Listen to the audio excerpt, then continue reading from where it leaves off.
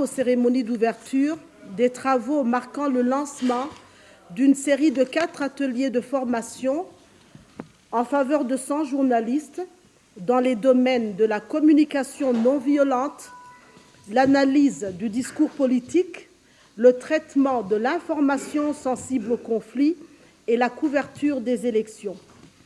Ces ateliers ont été financés sur fonds PIDC, un programme international pour le développement de la communication qui a pour vocation de mobiliser la communauté internationale à débattre et à assurer les progrès des médias dans les pays en développement. Il s'attelle également à créer un environnement propice au développement des médias grâce auquel les populations peuvent exprimer leurs préoccupations, enrichir leurs connaissances, sans oublier le renforcement des capacités des journalistes et des responsables des médias. Les thèmes qui font l'objet de ces ateliers sont pertinents si l'on considère le rôle et la place des journalistes dans la société, ainsi que les missions dévolues aux médias de manière générale. Ils sont essentiels dans le contexte de pays engagés dans un processus d'élection ou en situation de conflit.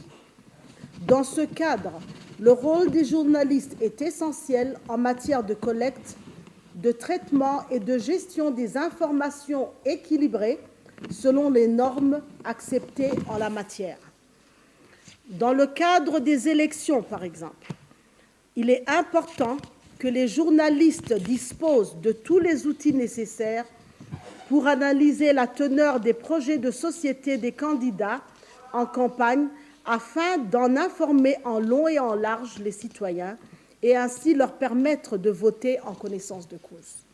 En période de conflit, le journaliste doit être capable de livrer des informations fiables, vérifiées à partir de plusieurs sources.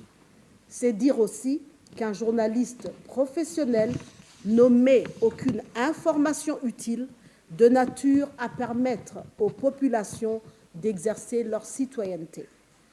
Il éclaire l'opinion, il sert de médiateur des parties en conflit, il forme, il informe, il sensibilise et il éduque.